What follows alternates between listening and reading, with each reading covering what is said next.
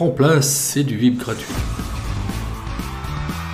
Bonjour, c'est Fred, tipster du site gagnerfuté.com. Donc dans cette vidéo, je vais passer à la loupe l'ensemble des matchs de la Liga Primera División de la 8e journée du vendredi 1er au dimanche 3 octobre.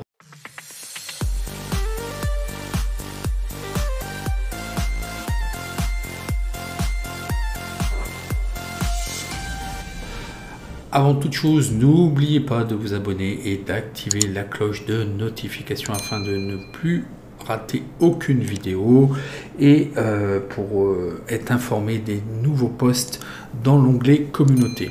Je mettrai d'ailleurs à ce sujet, comme j'ai les cotes pour le dimanche, puisque je suis obligé techniquement d'anticiper un petit peu les vidéos qui me pénalisent par rapport aux absents et puis par rapport à la connaissance des cotes.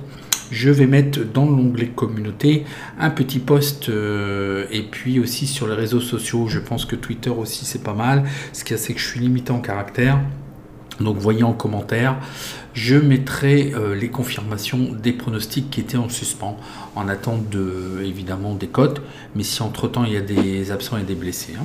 Donc d'ailleurs, un petit disclaimer, attention, on rentre dans une période d'un match tous les 3 jours, donc attention, ça va être important de voir au niveau des effectifs.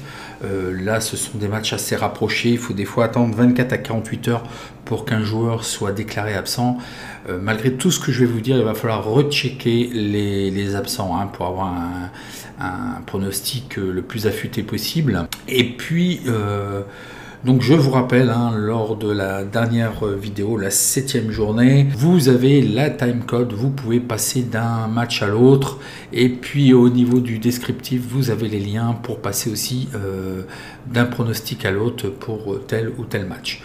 Voilà, mettez vitesse 2, ça passe très très bien. Je vais essayer de tenir entre 20 et 30 minutes. Vitesse 2, ça vous fait une vidéo de 10 à 15 minutes. C'est quand même encore relativement acceptable et de par la valeur que je vous apporte, je pense qu'il n'y a aucun souci.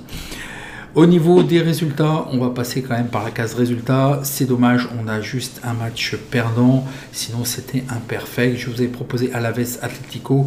Et là, comme je vous avais dit d'ailleurs dans la vidéo, Atlético de Madrid jouait avec le feu. Ils avaient tendance à se prendre un but et bon, de revenir, mais c'était pas vraiment une assurance touriste à force de jouer au feu. Et en plus, c'est pas le fait de le dire, c'est que je vous ai quand même proposé l'Atlético. On aurait fait mieux de s'abstenir puisque voilà, ça finit par tomber. Alaves a gagné 1-0, donc le pari est perdant. Le pari suivant est Valence contre Bilbao. Donc là, je vous avais proposé uniquement le under.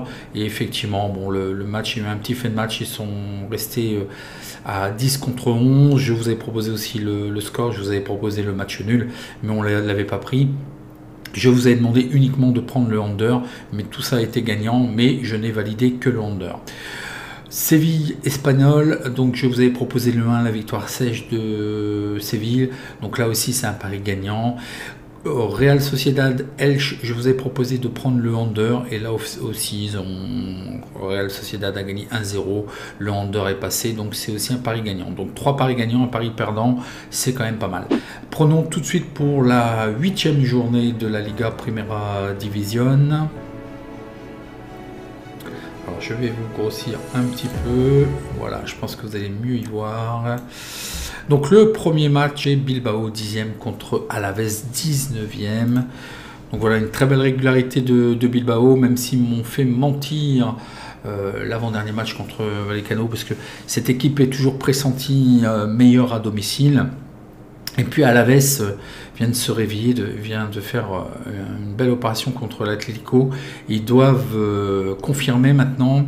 Au niveau des effectifs, donc côté Bilbao, 5 absents, mais rien de très grave. Il n'y a quand même qu'un seul joueur important, c'est un attaquant, Villa Libre. Et puis côté Alaves, rien de grave non plus. 4 joueurs absents, mais il y a quand même de la doublure. Au niveau des statistiques, donc Bilbao n'a pas perdu à la mi-temps dans ses 13 derniers matchs à domicile. Ils sont invaincus dans 11 des 13 derniers matchs à domicile. Dans leurs 11 derniers matchs, la problématique, c'est qu'ils ont gagné que 2 victoires. Ils encaissent en moyenne 0,57 buts, donc c'est vraiment très peu, et ils marquent 0,86 buts. Pour ce qui est du Deportivo Alavés, le problème c'est qu'ils ont marqué aucun but à l'extérieur lors des 3 derniers matchs, donc ça va être difficile de gagner un match, d'autant plus qu'ils n'ont gagné que 3 des 21 derniers matchs, et en plus ils marquent 0,33 buts par match, c'est vraiment trop peu. Voyons voir les données. Donc les books, oui, ils me donnent Bilbao favori 1,63, l'alerte algo voit rien. Moi j'aurais tendance à vous dire de jouer le 1, mais peut-être de sécuriser. Est-ce qu'effectivement c'est un retour d'Alaves? Il est encore trop tôt de le dire. Pour moi je verrai le 1. Ce qui me semble peut-être le plus sûr, c'est effectivement le under. On a vu que ça marquait pas beaucoup, ça n'encaissait pas beaucoup. Le under, moins de 2,5 buts dans le match. Donc c'est ce que je vous propose de prendre uniquement. Le match suivant est Osasuna 9e contre Rayo Vallecano qui est 5e. Donc voilà, une assez belle régularité, mais c'est assez changeant en fait. Ça alterne les matchs nuls, les victoires, les défaites. Osasuna, mais c'est quand même toujours mieux. Et puis le Rayo Vallecano, ça y est quoi, 5 matchs sans défaite. Vraiment, voilà, c'est parfait.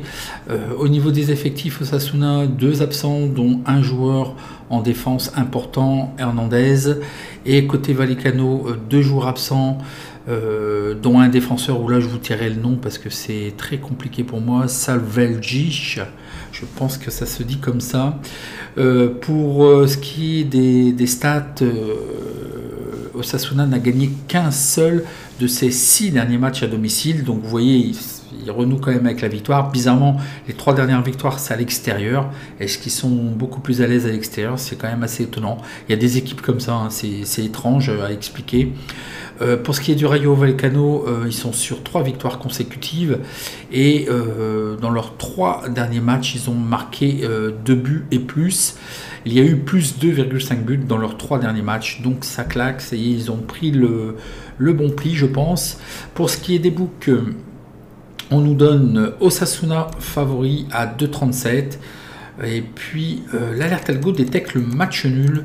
Moi je verrais plutôt quand même le Rayo Vallecano est quand même sur une meilleure dynamique. On a vu qu'Osasuna me semblait plus à l'aise à l'extérieur. Il faudrait peut-être sécuriser puisque les cotes nous le permettent. Et effectivement, moi je verrais plutôt le 2, mais de sécuriser avec le match nul. Peut-être qu'Osasuna pourrait aussi se rassurer en ne perdant pas. Et puis Rayo Vallecano aussi, ne pas perdre et se rassurer effectivement avec un match nul. Je pense que les deux effectifs sont quand même assez semblables. Je pense que ça va se neutraliser. D'ailleurs, pour le premier match, j'avais oublié de vous dire Bilbao 1-0. Là, je pense que peut-être le Rayo Vallecano pourrait l'emporter quand même 2-1. Donc, je validerai le 2, rembourser Sienne. Et dans ce cas-là, on aura une cote de 2,31 qui est vraiment, comme je vous dis souvent, pas dégueulasse. Allez, le match suivant, Mallorca 12e contre Levante 17e. Voilà, donc bon, deux équipes plutôt difficilement quand même recommandables. Là, ça gagne toujours pas côté Levante. Bon, ça accroche un petit peu. Et puis côté Mallorca, mis à part un beau début de saison, là, ça y est. Là, c'est pas très recommandable pour moi pour les deux. Mallorca a 4 absents, dont 2 importants. Ce sont 2 attaquants d'ailleurs. Côté Levante, il y a 4 joueurs aussi absents et aussi 2 joueurs importants. Au niveau des stats, il y a très peu de stats. Mallorca a marqué une moyenne de 0,86 buts, donc c'est quand même peu. Levante n'a gagné que 3 de ses 21 derniers matchs et il marque en moyenne 0,5 buts, donc très peu de buts et difficile à recommander ces deux équipes. Mallorca est favori à 2,36. L'alerte algo voit le match nul et recommande le under. Moi, effectivement, je vous proposerai de suivre les directives de l'alerte algo puisqu'il est très bonne, de très bons résultats. Ça date du 27,09. 191 paris, un ROI de 20%, excusez du peu, juste le 1, et encore c'est des mises test de 30 €, et juste pour le 1 c'est négatif à 40 €, donc grosso modo un peu plus d'un pronostic. Sinon c'est très positif et très positif pour le match nul. Je pense que je vais faire une stratégie spécifique pour le match nul, rembourser si quelque chose, et avec l'alerte algo, puisque vraiment ça donne un rendement quand même assez important. 22% de rendement, c'est quand même impeccable. Bon, je vais vous en reparler de tout ça avec le club. J'espère ce week-end pouvoir enclencher quelque chose, mais je préfère rien dire plutôt que vous dire faire la thèse et l'antithèse comme certains des fois me disent. Donc le match nul, on revient à Majorque Levante. Le match nul et le under, score probable 1-1, et effectivement je validerai donc la technique du choix 1 remboursé sur le choix 2, ce qui fait tout simplement un pronostic gagnant remboursé ici, hein, comme les autres pronostics, les draw no bet ou les home no bet ou le away no bet. Et si uniquement le match nul, par contre c'est la contrainte de cette technique, si le match nul passe, du coup ça nous fait un match nul qui serait une cote de 1,40, cote équivalente, puisque ça va recouvrir l'ensemble de la mise. Je vais vous inviter dans des formations de sécurisation complète et où vous allez apprendre tout ça et vous allez pouvoir tout calculer, même de tête. Et puis si les deux passent, c'est le but du jeu à 2,40, ce qui est vraiment pas dégueulasse. Allez, le match suivant, Cadix 15e contre Valence qui est 8e. Voilà, c'est pareil, hein, c'est deux effectifs où bon, Cadiz alterne tout le temps, Valence était bien parti et puis là ça y est, ça tombe de travers. Attention, au niveau des effectifs, Cadiz a 3 joueurs absents dont un défenseur. Ça serait peut-être musculaire, donc il serait plutôt incertain. Côté Valence, 7 joueurs absents, dont 4 importants. Il y a Gomez qui purge un carton rouge, et puis sinon vous avez 2 défenseurs et 2 milieux de terrain qui pourraient être gênants, donc attention. Au niveau des statistiques, Cadiz n'a gagné qu'un seul de ses 10 derniers matchs. Il concède une moyenne de 1,57 buts dans leur match, donc quand même ça encaisse beaucoup. Côté de Valence, ils ont gagné aussi que 3 des 22 derniers matchs à l'extérieur. Et c'est pareil, ils marquent en moyenne 2 buts par match, et par contre ils concèdent 1,67, donc des buts des deux côtés. Vraisemblablement, on peut tabler sur des buts. Les books nous donnent Valence favori à 2,43, l'alerte algo détecteur rien. Là je suis vraiment indécis, peut-être le score 1-1. Ça pourrait basculer d'un côté comme de l'autre. On a vu qu'ils avaient beaucoup tous les deux. Vraiment, c'est très changeant. Mais peut-être le match nul. Et ça pourrait peut-être basculer. Je ne vous propose rien. Je ne vois pas trop comment même si vraisemblablement il y a quand même des buts. Mais sait-on jamais. Ce sont deux effectifs, deux équipes que j'ai aussi besoin de revoir. Et je trouve que c'est assez changeant. Restons à l'écart. Il y a des meilleures opportunités.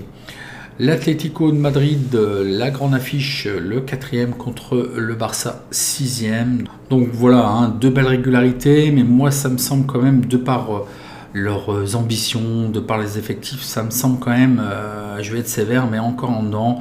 Atlético n'arrête pas de jouer à se faire peur, comme je vous ai dit lors des résultats. Et bon, badaboum, hein, ça finit par craquer. Ils ont réussi à revenir à chaque fois difficilement dans la partie, se faisant souvent mener d'un but. Et après, ils courent après le score. Ce qui est du Barça, c'est pareil, il n'y a plus les ratios, ça manque de buts. Et puis voilà, quoi, ils font quand même beaucoup trop de matchs nuls. Ça manque beaucoup trop de buts. L'attaque est quand même assez en dedans, hein, c'est déficient pour moi.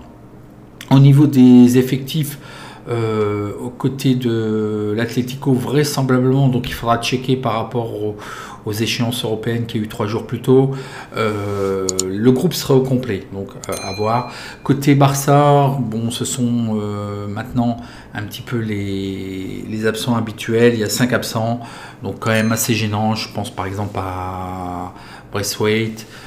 Bon, je pense que Agüero, s'il était là, peut-être que ça pourrait être un petit peu de mieux, ou tout au moins un petit joker de luxe.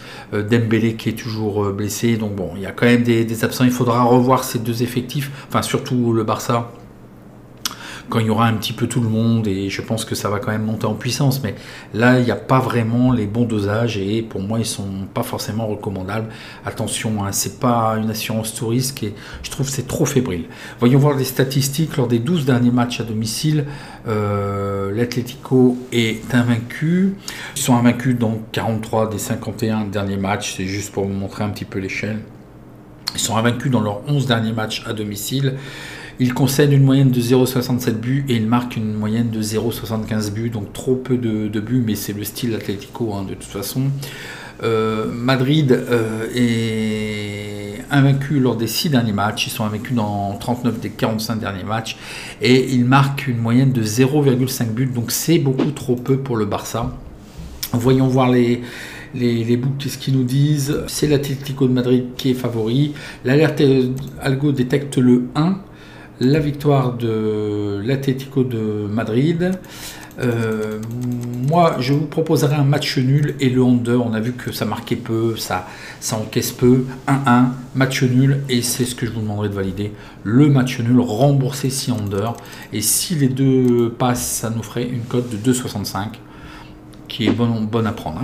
Le match suivant est l'Espagnol 14e contre le Real de Madrid 1er. Quand même un petit peu de mal quand même côté espagnol, une seule victoire et puis une très belle régularité côté Real. Espagnol a 3 absents mais rien de vraiment très important.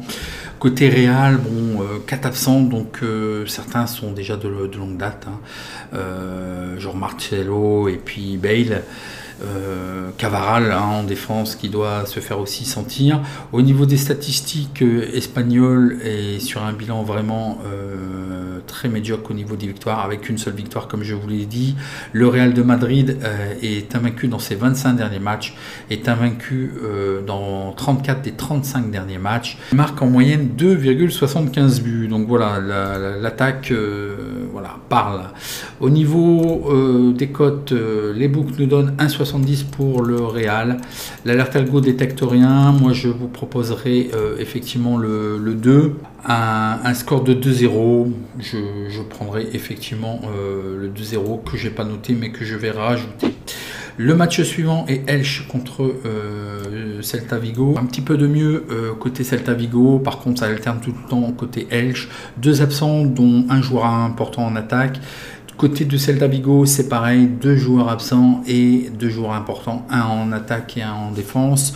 Au niveau des statistiques, Elche est sur une série de 3 matchs nuls à domicile, 6 victoires en 40 matchs. Ils ont été battus dans 10 des 12 derniers matchs à domicile. Pour ce qui est de Celta Vigo, très peu d'informations, de statistiques, mais tout de même, ils concèdent une moyenne de 1,67 buts. Ça, c'était surtout sur le début de saison.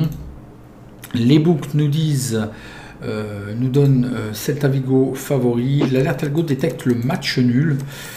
Effectivement, on a vu quand même que Elche était quand même capable un petit peu, là, surtout à domicile, de faire des matchs nuls, d'accrocher. Ce qui pourrait être bien, c'est effectivement de prendre le match nul, peut-être 1-1. J'ai peur qu'il y ait plus de buts de 2.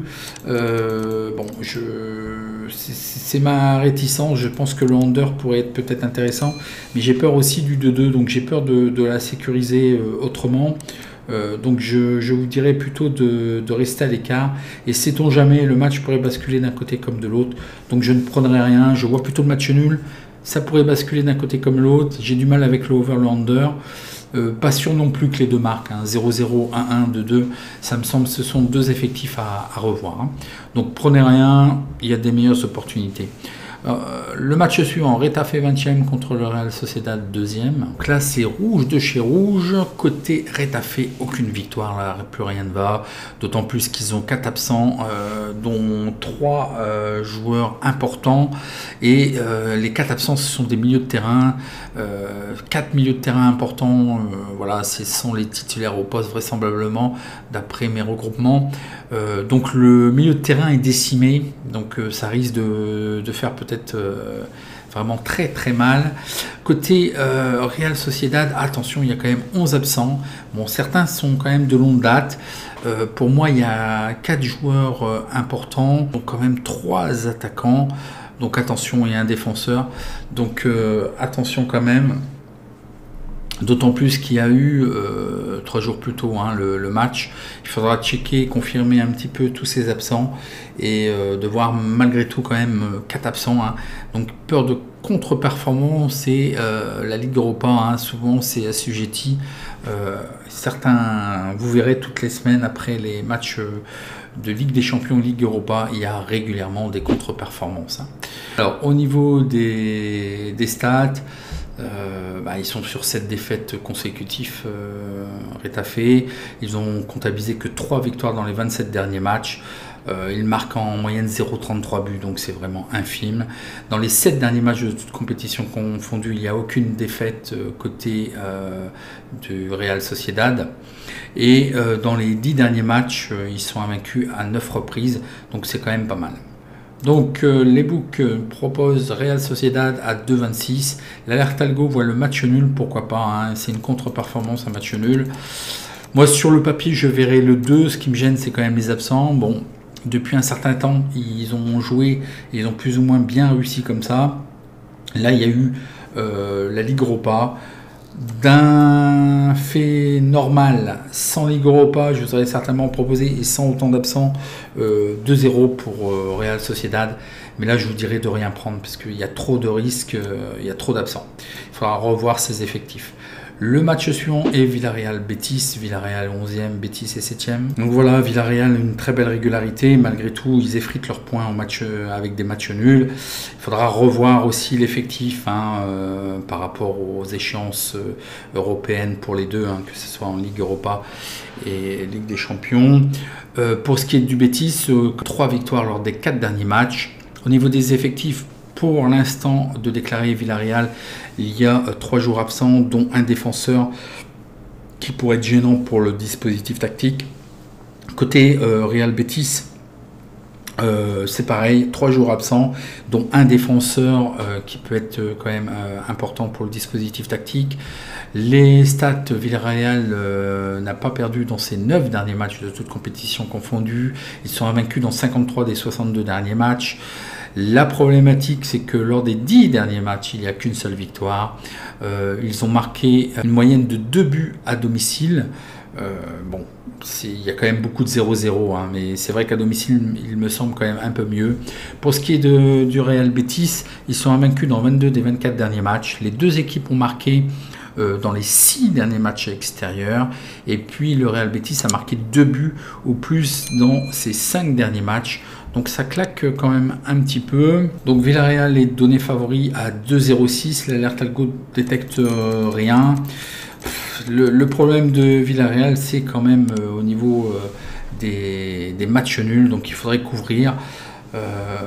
Ils tiennent bien la partie, certes, mais les matchs nuls, ça ne fait pas gagner.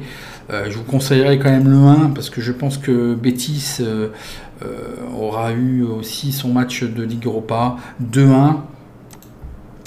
Donc prenez-le comme vous voulez, soit vous prenez le match nul remboursé si 1, ou peut-être le 1 remboursé si n. C'est ce que je prends, et dans ce cas là on aura une cote équivalente à 2,52. Le 1 remboursé si n, cote de 2,52. Le dernier match, 18e, Grenade contre le FC Séville, 3e.